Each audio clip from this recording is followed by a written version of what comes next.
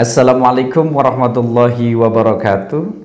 Sahabat Nuansa Al-Miftahaini Channel yang berbahagia, semoga kita semua senantiasa diberikan kelancaran dalam setiap aktivitas yang kita lakukan.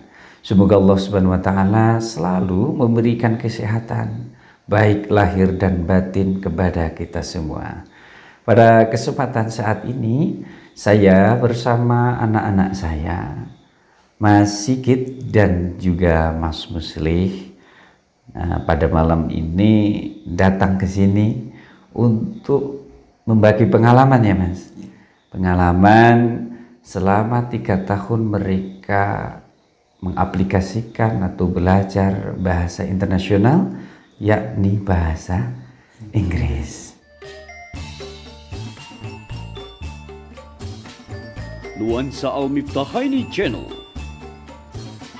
Klik subscribe and notification.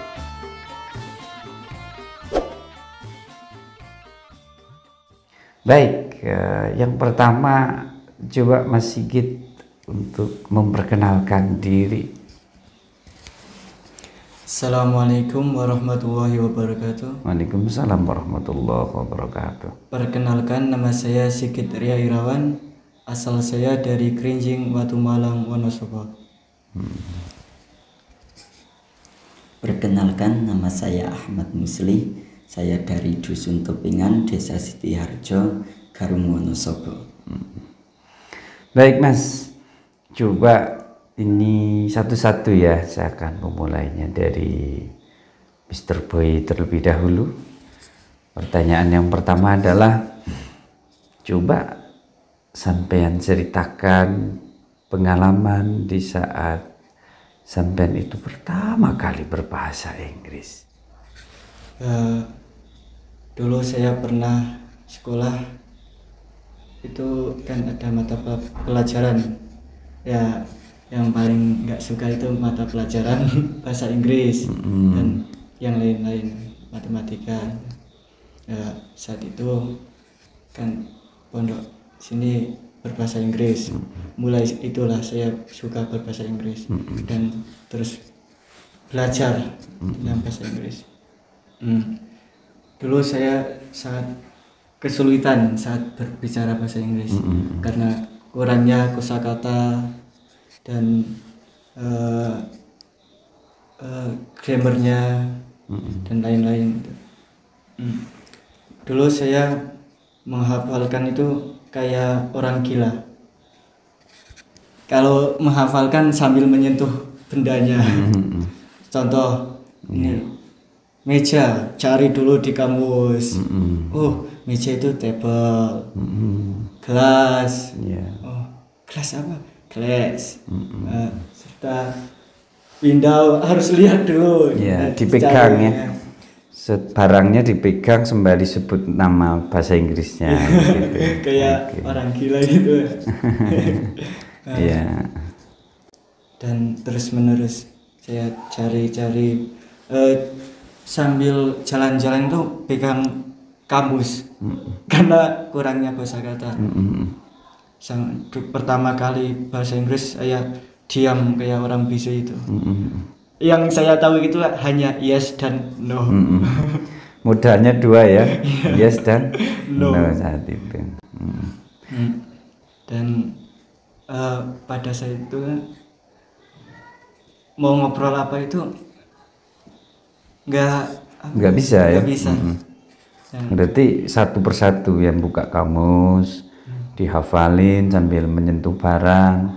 Bila itu kata kerja berarti sambil memperagakan gitu ya. Baik.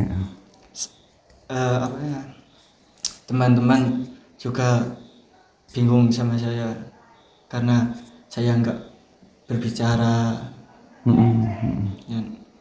Hanya teman-teman yang tertentu yang mendekati saya. Dijauhi ya pertamanya. Oke, baik Mas Muslih, coba pengalaman pertama Mas.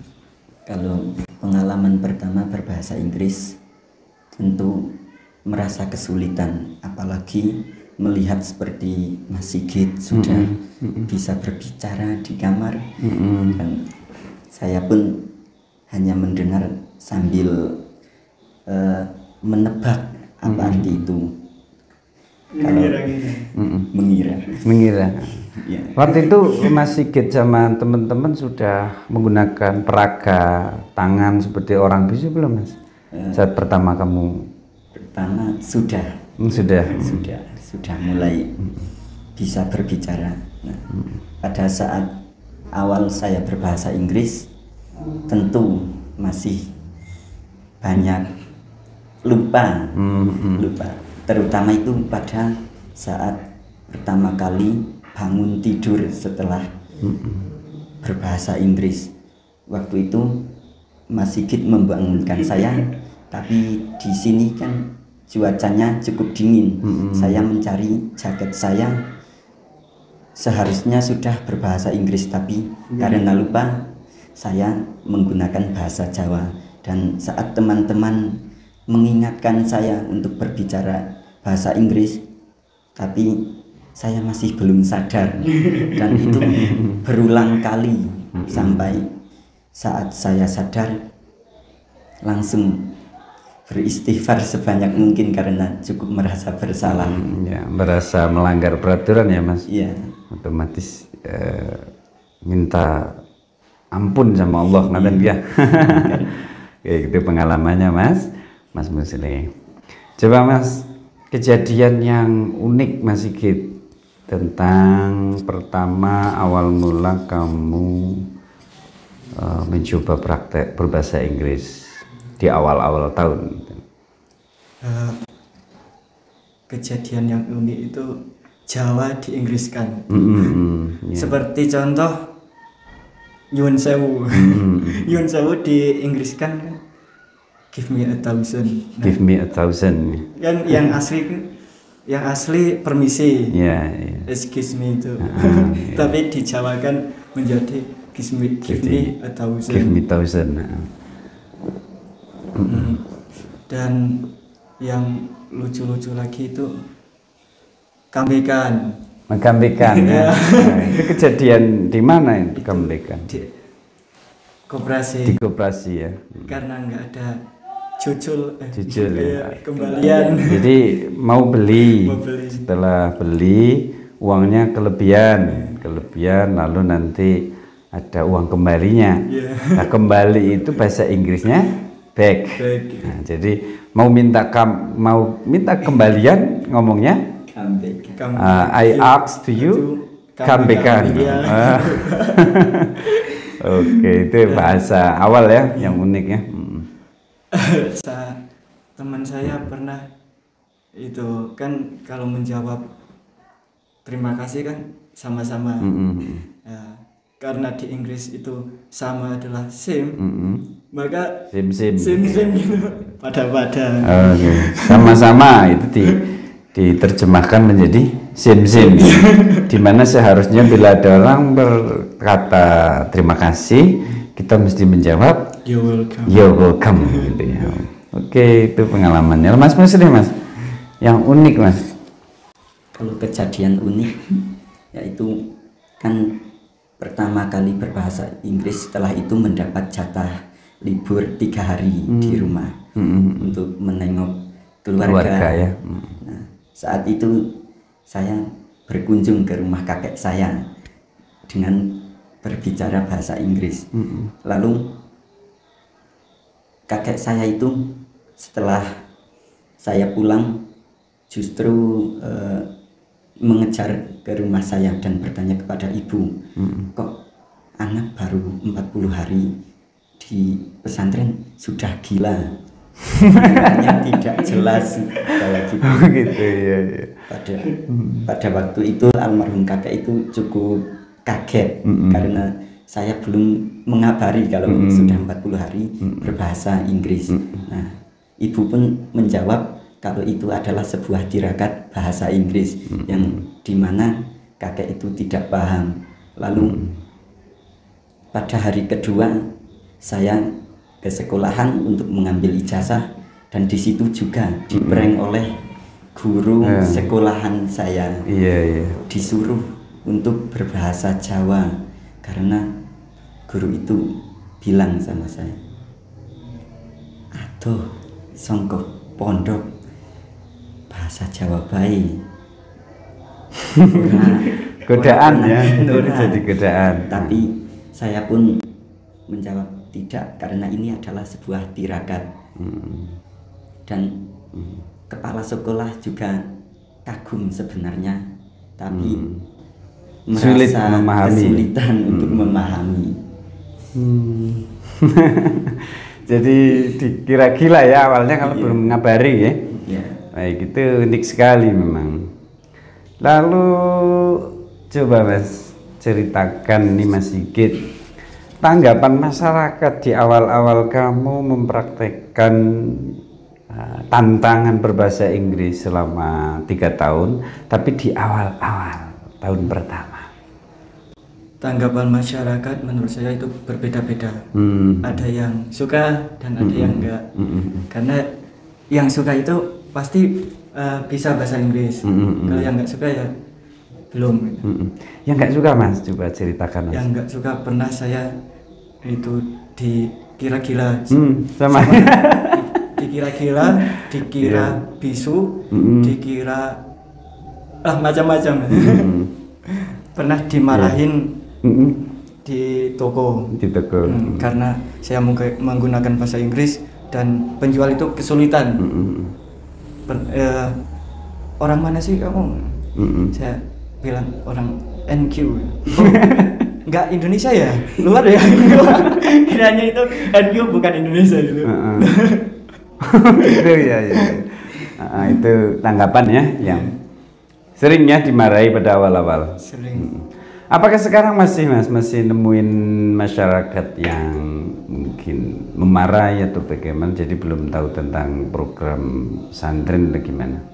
Kalau yang di sekitar, yang dekat-dekat ya sudah memahami. Tapi kalau yang luar itu belum. Belum ya. Jadi masyarakat sekitar saja yang sudah memakluminya ya kalau pesantren NQ itu anak-anaknya berbahasa Inggris di saat siang hari. Ya. Dan pernah kalau yang suka itu malah diajak ngobrol, adu skill. Adu skill lah. Ini harus fasih karena lawannya juga fasih gitu. Iya. Ternyata temenmu juga lebih pintar gitu ya, jadi kamu tertantang. Gitu. Itu tanggapan masyarakat sekitar Kerinjing, Depok dan yang lain-lain ya Mas ya. Oke. Coba Mas Musli ini tanggapan masyarakat khusus Topengan dulu Mas untuk desa kelahiranmu. Tanggapan masyarakat Saat awal-awal ya, bukan yang sekarang. pada awal itu cukup tercengang karena cukup langka kalau di desa saya itu yang bisa berbahasa Inggris, dan ada pula yang syirik, semacam syirik. Oh, syirik. Tapi kalau yang tercengang atau terharu bisa berbahasa Inggris, justru mereka membujuk anaknya untuk ke pesantren NQ. Gitu. Dan sudah banyak juga yang ingin ikut ke sini, tapi karena umur belum cukup, saya bilang nanti dulu. Oke. Kalau tanggapan di Dusun Depok Kerinjing yang terdekat itu banyak yang ramah, karena sudah diawali Mr. Boy dulu atau Mas Sigit.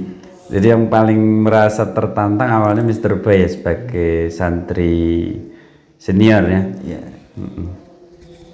Ya, gimana Mas? Pernah kan saya sekolah di luar, sekolah menengah ke atas. Iya, di SMK Tahasus ya. Pernah saya nggak ada teman. Mau bicara sama siapa itu bingung saya. Iya. Guru juga bingung. Kok kenapa ya yang satu ini jarang ngomong.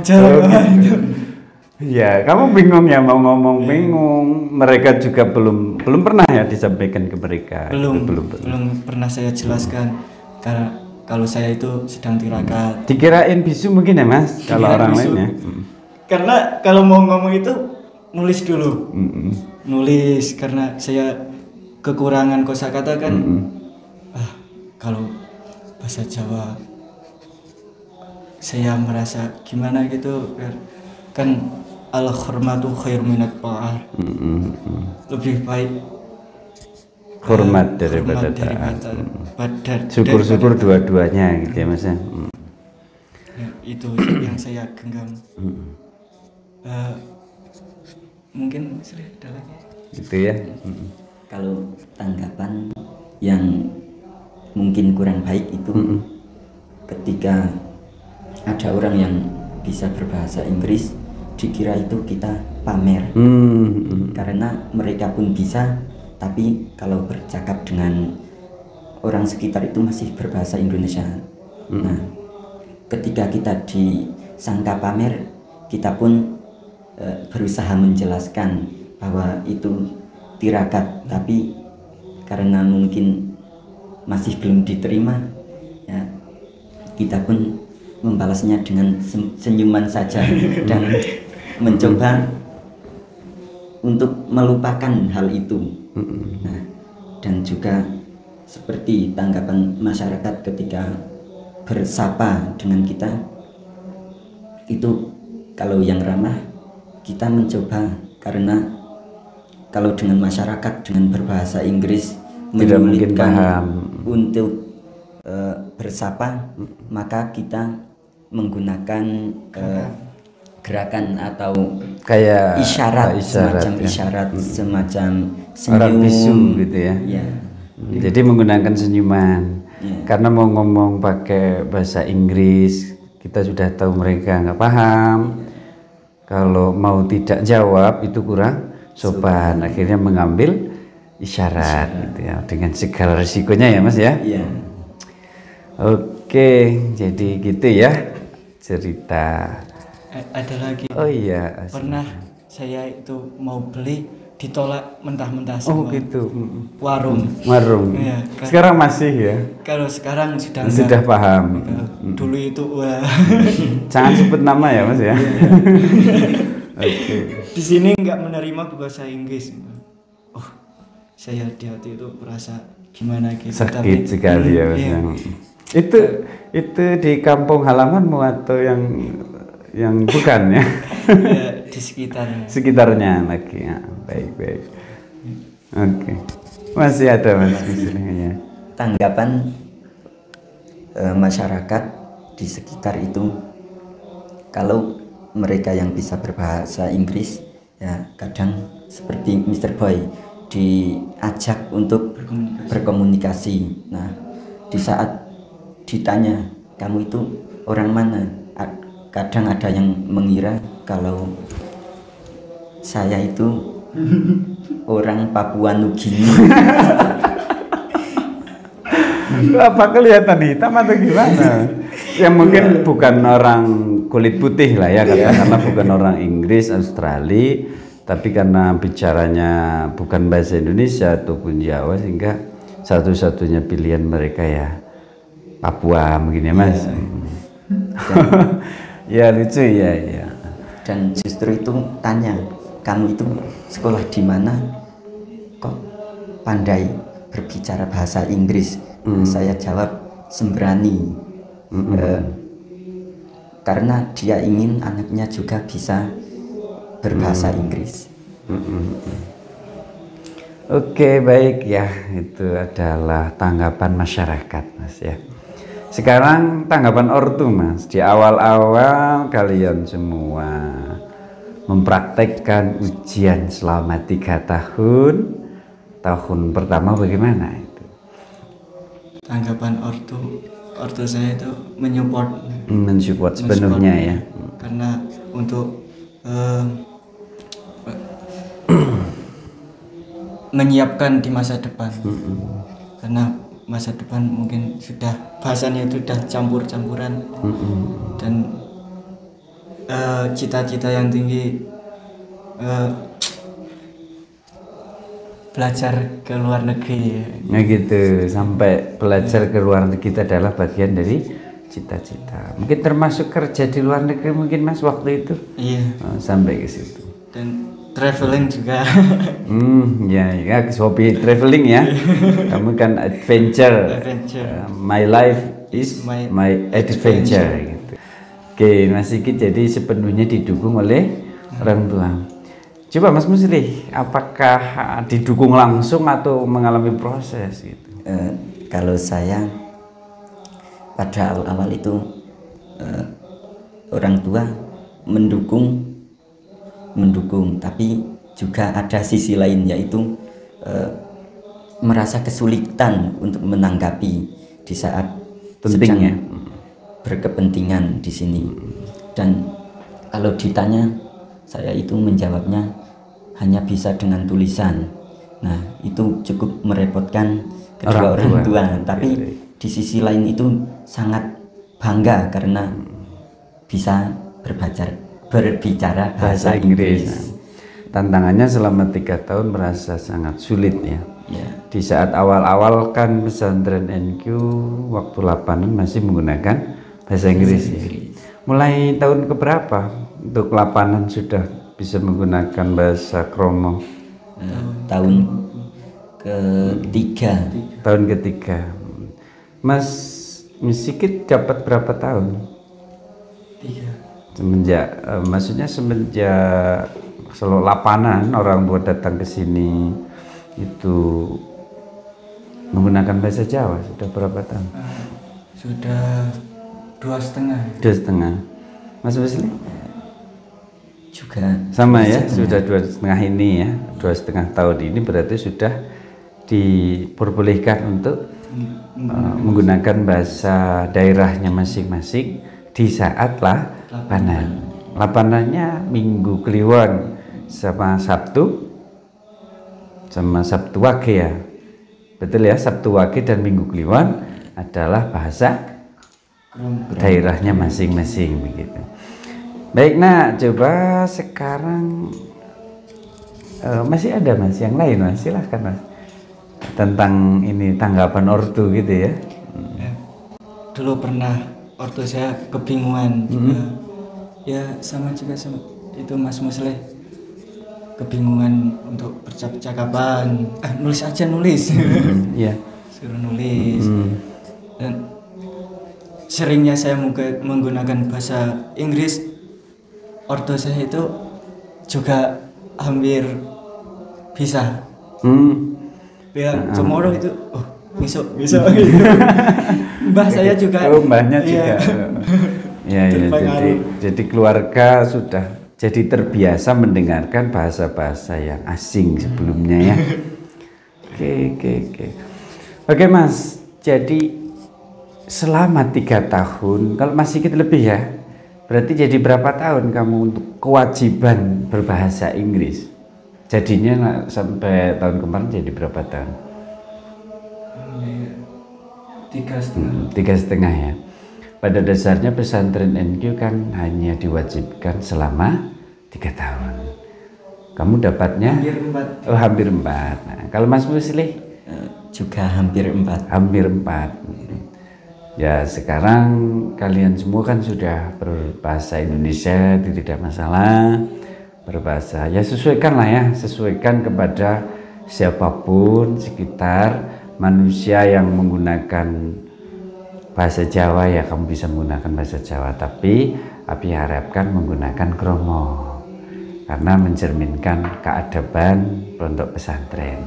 Anak pondok pesantren itu harus punya tata krama, maka pilihlah menggunakan bahasa kromo. Lalu kalau memang ada orang yang ingin belajar bahasa Inggris seperti menghadapi anak pondok pesantren, maka pakai menggunakan bahasa mereka gitu. Jadi Abi mewajibkan bahasa Inggris itu hanya minimal adalah 3 tahun. Selebihnya sudah bisa seperti Abi. Saya monggokan untuk menyesuaikan kepada siapa yang diajak bicara. Kalau sama ortu ya mestinya karena daerahnya menggunakan kromo ya pakai kromo. Kalau nanti sama guru bisa menggunakan bahasa Indonesia. Seperti itu. Ini yang terakhir Mas, kalian semuanya kelebihannya ketika kalian berdua ini mondok di pondok yang memprogram bahasa Inggris sepenuhnya, itu memperoleh apa dan dapat manfaat apa, Mas? Coba Mas Sigit dulu. Ya, saya memperoleh berpikir dahulu sebelum berbicara, menjaga perasaan orang lain. Betul, betul. Jadi kebanyakan orang itu kalau ngomong baru dipikir gitu ya. Dengan dibiasakan berbahasa Inggris karena bahasa yang bukan biasanya, maka sebelum berbicara otomatis berpikir terlebih dahulu. Itu menjadi kebiasaan kalau ngomong berpikir terlebih dahulu. Baik. Bagus. Tertata. Lebih tertata daripada sebelumnya. Yang dulu kan hanya ceplas. Semua bisa keluar dari mulutnya ya. Sekarang lebih terkosakata ya. Baik. Mas Musli.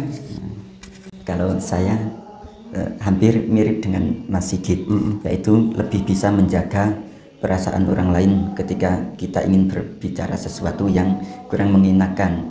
Dan juga kalau dulu waktu di sekolah kan sudah belajar dengan cukup giat, tapi masih belum bisa untuk menggunakan bahasa Inggris. Nah, di sini karena setiap harinya berbicara dengan bahasa Inggris, justru kalau ingin berbicara bahasa Jawa, Indonesia itu kadang cukup sulit, masih tercampur dengan bahasa Inggrisnya. Baik. Ada yang lain, Mas? Kelebihan ketika kamu sudah bisa berbahasa Inggris dan menjalani tantangan selama 3 tahun berbahasa Inggris itu akhirnya memperoleh pengalaman apa saja? Ya, selain yang tadi ya, terhindar dari teman-teman luar. Kalau saya kan dulu seringnya di jalan, kalau ketemu teman itu merasa gimana, dan teman juga merasa sudah berubah gitu apa gitu. Jadi lebih baik ya daripada sebelumnya.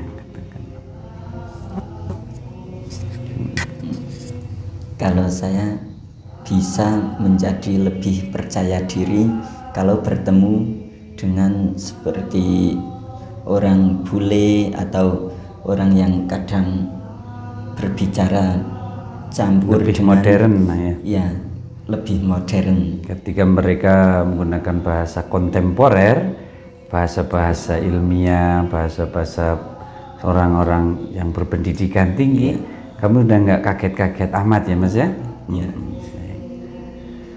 Oke, bagus banget ya ini. Oh masih ada Mas Sigit, silahkan Mas Sigit. Ya, saya juga sama Mas Musli, kan mengikuti zaman semakin maju. Alhamdulillah ya sedikit paham lah kalau berbahasa, ada bule-bule itu berbahasa Inggris, kayak ingin menunjukkan lah. Iya, ingin berkomunikasi ya. Baik, itu adalah beberapa curhatan kalian ya, berbagi pengalaman tentang rasanya mondok di tempat yang diprogram berbahasa Inggris dan kemudian disusul menggunakan bahasa Arab ya di akhir-akhir kalian saat ini. Dan tadi sudah disampaikan masing-masing punya pengalaman. Semoga cerita kalian nanti akan bermanfaat bagi orang tua kalian semua dan juga masyarakat pada umumnya. Ya, ada yang lain yang ingin disampaikan? Dulu kan Abi pernah itu tentang Nabi Adam yang diajari. Iya, seluruh nama-nama benda ya. Wa 'allama Adam al-asma'a kullaha. Ya, semakin semangatnya. Makin semangatnya. Tapi dari kemampuan sampean dalam berbahasa Inggris, saya harapkan agar tetap bisa menyesuaikan kepada siapa orang yang kita hadapi. Satu nanti ketika sudah pulang ke kampung halaman, pastikan lihat dulu kepada siapa kita bicara. Tentu saya yakin mental kalian sudah siap lah, karena bahasa internasional itu artinya menggunakan bahasa yang hampir di seluruh dunia bisa memahaminya, khususnya mereka-mereka yang berpendidikan. Maka saya harapkan juga anak-anak nanti mentalnya menjadi berkembang, karena anak yang bisa berbahasa, khususnya berbahasa internasional, nanti akan melihat bumi ini, ya katakanlah hanya sebesar toples. Tidak sampai kita merasa bahwa dunia ini sempit sekali, atau mungkin baru di kampung kita sendiri saja sudah merasa wah. Tapi dengan kita menguasai berbahasa internasional, saya harapkan anak-anak menjadi memiliki mental internasional. Ngerti ya Mas nggih? Untuk sementara curhatan kalian, berbagi pengalaman untuk malam hari ini saya cukupkan demikian. Semoga bermanfaat, tapi silahkan diunjuk dulu bersama-sama.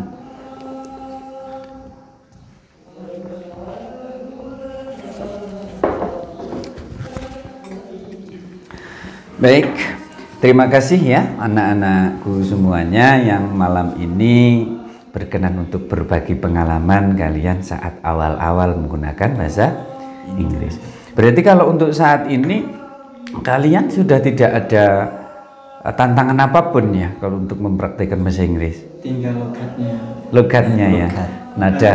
Logat daerah itu masih kental, ya, masih kental. Membawa daerahnya masing-masing ya. Yang Temanggung jadi nada Temanggung, yang Kerinjing Wonosobo, Tupengan Wonosobo juga masih rasa desanya masing-masing. Ya enggak apa-apa, itu nanti dikembangkan sendiri.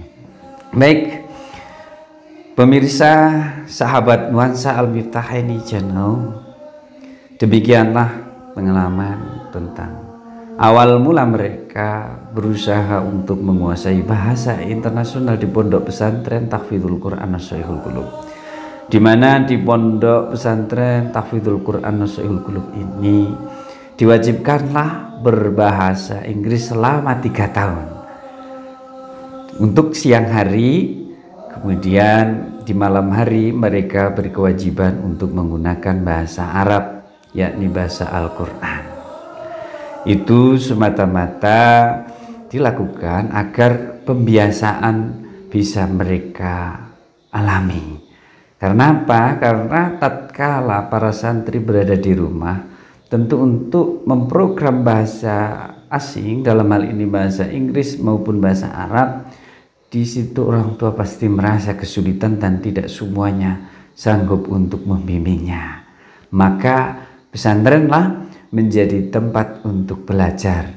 Tetapi di pesantren Tahfidzul Quran Nasha'ihul Qulub hanya diwajibkan selama 3 tahun. Selebihnya itu nanti santri-santri akan menyesuaikan kepada siapa yang mereka hadapi. Bila mereka menggunakan bahasa daerah mereka, tentu santri sebaiknya tetap menggunakan bahasa daerahnya orang yang dihadapinya. Tatkala menggunakan bahasa Indonesia karena itu merupakan bahasa nasional, maka saya minta juga kepada mereka untuk menggunakan bahasa nasional. Nah, karena targetnya itu adalah mental, maka semua manfaat yang ada pada anak-anak saya yang mempraktekkan bahasa Inggris, tentu merekalah yang bisa menceritakannya masing-masing. Semoga bermanfaat. Video ini saya persembahkan kepada seluruh para wali santri Pondok Pesantren Tahfidzul Quran Nasha'ihul Qulub dan juga masyarakat secara umum.